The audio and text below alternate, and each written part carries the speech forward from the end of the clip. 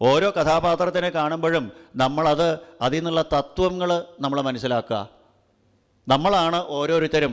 ഈ പൂതന എന്ന് പറയണതും ശകടാസുരൻ എന്ന് പറയണതും തൃണാവർത്തൻ എന്ന് പറയണതും എല്ലാം നമ്മളാണ് എന്ന് മനസ്സിലാക്കുക.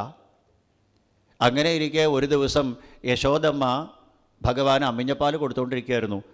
അപ്പോൾ കണ്ണന് പല്ല് മുളച്ചുണ്ടോ എന്നൊരു സംശയം, വേദന എടുക്കണം യശോദമ്മയ്ക്ക്. ഭഗവാന്റെ ആ വായിലേക്ക് പതുക്കെ യശോദമ്മ വിരലിട്ട് നോക്കി. ഭഗവാൻ ഒരു കട്ടി വെച്ച് കൊടുത്തു. യശോദമ്മ ഒരൊറ്റ ചാട്ടം. അയ്യോ എൻ്റെ കണ്ണാ എന്നും പറഞ്ഞ് രോഹിണിയുടെ അടുത്ത് നിന്ന് പറഞ്ഞു, രോഹിണി, ഞാൻ കണ്ണന് പല്ല് മുളച്ചിട്ടുണ്ടോ നോക്കാനായിട്ട് വായിൽ വിരലിട്ട് നോക്കിയതാ, അവൻ ഒറ്റ കട്ടി, ഞാൻ 14 ലോകവും കണ്ടു. ഭഗവാൻ അപ്പോൾ കള്ളച്ചിരി ചിരിച്ചിട്ട് ഓട്ടക്കണ്ണിട്ട് നോക്കി. അമ്മ എന്തിനാണെന്നാണ് പറയണേ? അമ്മ 14 ലോകവും കണ്ടോ? അമ്മയ്ക്ക് കാണാൻ മോഹമുണ്ടോ? ഞാൻ കാണിച്ചു തരാം. സത്യം വിധാതും നിജഭൃത്യഭാഷിതം. ഭക്തന്മാരെന്ത് പറഞ്ഞോ അത് അന്വർത്ഥമാക്കുക. അഹം ഭക്തപരാധീന. ഭക്തന്മാരെന്താ പറഞ്ഞേ അത് സാർത്ഥകാക്കുക. അമ്മയെ ഞാൻ കാണിച്ചു തരാട്ടോ, സമയമായില്ല, സമയമാവട്ടെ. അങ്ങനെ ഇരിക്കുമ്പോഴാണ് ഗർഗമഹർഷി വന്നത്. ഈ ഗോകുലത്തിലേക്ക് എന്നു. എന്നിട്ട് നന്ദഗോപരോട് പറഞ്ഞു, നന്ദഗോപരെ, ഈ 2 ഉണ്ണികൾക്ക് പേരിടാനാണ് ഞാൻ വന്നത്. യദൂനാം അഹം ആചാര്യ. യാദവന്മാരുടെ ആചാര്യനാണ് ഞാൻ. ഈ ഉണ്ണികൾക്ക് പേരിടാൻ. ഈ 2 ഉണ്ണികൾ യാദവന്മാരാണെന്ന് എനിക്കറിയാം. വസുദേവരുടെ പുത്രനാണെന്ന് എനിക്കറിയാം. ത്രികാലജ്ഞാനിയാണ്, ജ്യോത്സ്യനാണ്. ഈ 2 ഉണ്ണികൾ യാദവന്മാരാണെന്ന് എനിക്കറിയാം. എനിക്ക് മാത്രമേ അത് അറിയുള്ളൂ. ഈ ഉണ്ണികൾക്ക് പേരിടാനാണ് ഞാൻ വന്നേ. വേറെ ആരും അറിയണ്ട നന്ദഗോപരെ, നമ്മൾ 2 പേരും മാത്രം അറിഞ്ഞാൽ മതി. കാരണം കംസൻ ഇതറിഞ്ഞാൽ പ്രശ്നം. യാദവന്മാരുടെ ആചാര്യനായ ഗർഗമഹർഷി എന്തിനായി ഈ ഗോപാലന്മാരുടെ അടുത്തേക്ക് പോയേ? ഗോപാലന്മാരുടെ ആചാര്യൻ ശാണ്ഡില്യ മഹർഷിയാണ്. ശാണ്ഡില്യ മഹർഷി അവിടെ ഉള്ളപ്പോൾ ഇയാൾക്ക് അവിടെ പോകേണ്ട കാര്യം എന്താ? ഈ ഉണ്ണികൾക്ക് നാമകരണം ചെയ്തു എന്ന് മനസ്സിലാവും. ഗർഗമഹർഷി നാമകരണം ചെയ്തെങ്കിൽ ഈ 2 ഉണ്ണികൾ യാദവന്മാരാണ്. നന്ദഗോപരും വസുദേവരും തമ്മിലുള്ള മൈത്രി കംസൻ മനസ്സിലാക്കും. ദേവകീ ദേവിയുടെ 7ാമത്തെ 8ാമത്തെ സന്താനങ്ങൾ ഇവരാണെന്നറിയും. കംസൻ കൊല്ലാൻ വരും. അതുകൊണ്ട് വേണ്ട, ആരും അറിയണ്ട, നമുക്ക് രഹസ്യമായിട്ട് ചെയ്താൽ മതി. എവിടെയാ ചെയ്യാൻ നല്ലത്? നാമകരണത്തിന് ഗർഗമഹർഷി തിരഞ്ഞെടുത്തത് ഗോശാലയാണ്, തൊഴുത്ത്. പശുവിൻ്റെ ചാണകവും മൂത്രവും കൊണ്ട് പരിശുദ്ധമായ സ്ഥലം. ക്ഷേത്രത്തിലെ ഉത്സവകാലത്ത് പഞ്ചഗവ്യം എന്ന് പറയുന്ന പശുവിൻ്റെ 5 പ്രോഡക്ട്സ് കൊണ്ടുണ്ടാക്കുന്ന ദിവ്യ ഔഷധം കലശക്കാലത്തൊക്കെ കിട്ടും. അതിന് പ്രധാനപ്പെട്ട 2 ഘടകങ്ങൾ, ഒന്ന് ഗോമൂത്രം, മറ്റു ചാണകമാണ്. അപ്പം അങ്ങനെയുള്ള ചാണകം വീണ്, ഗോമൂത്രം വീണ് പരിശുദ്ധമായിരിക്കുന്ന സ്ഥലം, ചാണകം മെഴുകിയ സ്ഥലത്ത് ഭഗവാനെ നാമകരണം ചെയ്യാനായിട്ട് തീരുമാനിച്ചു 2 കുട്ടികൾക്കും. അന്ന് മുതൽ ഭഗവാൻ ഗോപാലനായി. ഗൗ എന്ന ശബ്ദത്തിന് ഒരുപാട് അർത്ഥങ്ങളുണ്ട് കേട്ടോ. ഇവിടെ തൽക്കാലം പശു എന്ന് മനസ്സിലാക്കുക. ഇന്ദ്രിയങ്ങളെന്ന് അർത്ഥമുണ്ട്, ഭൂമി എന്നർത്ഥമുണ്ട്, അമ്മ എന്നർത്ഥമുണ്ട്, മനസ്സെന്നർത്ഥമുണ്ട്, ചന്ദ്രൻ എന്നർത്ഥമുണ്ട്. 25-ലധികം അർത്ഥമുണ്ട് ഗൗ എന്നുള്ള ശബ്ദത്തിന്. ഇവിടെ പശു എന്ന് മനസ്സിലാക്കിയാൽ മതി. പശുക്കളോട് ഭഗവാന് അന്ന് തൊട്ട് താല്പര്യം തോന്നി.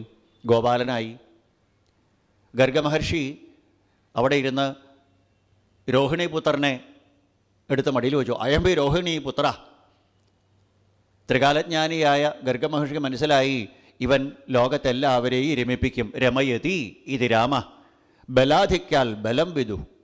നല്ല ബലമുള്ളത് കൊണ്ട് ബലരാമൻ എന്ന് വിളിക്കാം. എല്ലാവരെയും ഒരുമിച്ച് ചേർത്ത് നിർത്താൻ കഴിവുള്ളതുകൊണ്ട് സംഘർഷണൻ എന്ന് വിളിക്കാം. എല്ലാവരും ഇവൻ്റെ കയ്യിൽ ഭദ്രമായി തീരും, അതുകൊണ്ട് ബലഭദ്രൻ എന്ന് വിളിക്കാം. അങ്ങനെ രാമഭദ്രൻ എന്ന് പേരിട്ടു മൂത്തപുത്രന്, രാമൻ എന്ന്.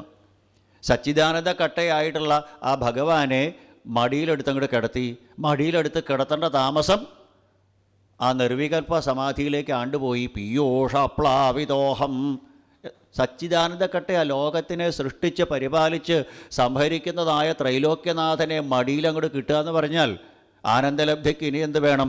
നിർവികൽപ്പ സമാധിയിലേക്ക് അങ്ങോട്ട് മുങ്ങുപോയി. ആ ശ്രീകൃഷ്ണ ഭക്തിയാകുന്ന സമുദ്രത്തിലേക്ക് ആണ്ടുപോയി. പിന്നെ പൊങ്ങാൻ പറ്റിയില്ല. ഗർഗമഹർഷി അങ്ങനെ നിർവികൽപ്പ സമാധിയിലേക്ക് ആണ്ടുപോയാൽ യുഗങ്ങൾ കഴിഞ്ഞിട്ടാവും കണ്ണ് തുറക്കുക. ഈ സച്ചിദാനന്ദ കട്ടയ്ക്ക് ഞാൻ എന്താ പേരിടണ്ടേന്നാ?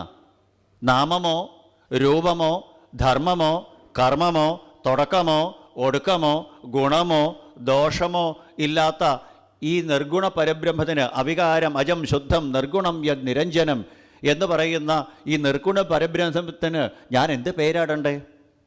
അനന്തനാമനോവ, എത്ര പേര് വേണമെങ്കിൽ, അനേക രൂപങ്ങളുണ്ട്, അനേക നാമങ്ങളുണ്ട്, അനേക അവതാരങ്ങളുണ്ട്, അനേക ലീലകളുണ്ട്. താന്യഹം വേദ, ഇതൊക്കെ എനിക്ക് മനസ്സിലായി. നോ ജനങ്ങൾക്ക് പറഞ്ഞാൽ മനസ്സിലാവില്ല. ഒരു ഗോപാലൻ്റെ വേഷം കെട്ടി മനുഷ്യവേഷം കെട്ടിയേക്കുക. അപ്പോൾ ഈ സച്ചിദാനന്ദ കട്ടയ്ക്ക് നാമമോ രൂപമോ ജന്മാദ്യസ്യ യഥാ എന്നറിയപ്പെടുന്ന ആ ചൈതന്യത്തിന് യഥോ വാചോ നിവൃത്തന്തേ അപ്രാപ്യ മനസാസഹ എന്ന് ഉപനിഷത്തുക്കൾ പാടിക്കൊണ്ടിരിക്കുന്ന ഉപനിഷത് സുന്ദരി മണ്ഡലേശ്ച, അങ്ങനെ നിൽക്കുന്ന ആ പരബ്രഹ്മത്തിന് ഞാൻ എന്ത് പേരാ ഇടണ്ടേ? എനിക്കറിഞ്ഞൂടാ. എൻ്റെ വൊക്കാബുലറിയിൽ വാക്കുകളില്ല. വിശ്വം വിഷ്ണു വഷൾക്കാരോ സഹസ്രനാമം ചൊല്ലിയാൽ മതിയാവില്ല. ശ്രീകൃഷ്ണ കമലാനാഥോ അഷ്ടോത്തരം ചൊല്ലിയാൽ മതിയാവില്ല. ഗോലോകനാഥോ ഗോവിന്ദോ അപ്പോഴും മതിയാവില്ല. എത്ര എത്ര എത്ര എത്ര നാമങ്ങൾ ജപിച്ചാലും ഈ സച്ചിദാനന്ദ കട്ടയ്ക്ക് പേര് മതിയാവില്ല.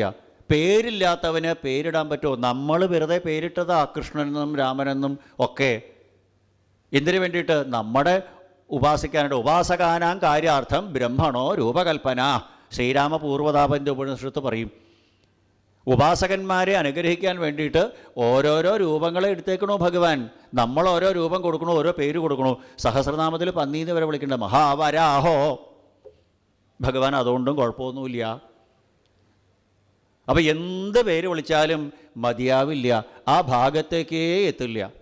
കാരണം നാമമോ രൂപമോ തുടക്കമോ ഒടുക്കമോ ഗുണമോ ഒന്നുമില്ലാത്ത അവികാരം, അജം, ശുദ്ധം, നിർഗുണം, യദ്നിരഞ്ജനം, അനന്തനായ, അച്യുതനായ, അവ്യയനായ, അനശ്വരനായ, നിർഗുണനായ, നിഷ്കളനായ, നിർവികാരനായ ഈ ചൈതന്യത്തിന് ഞാൻ എന്താ പേരിടുക?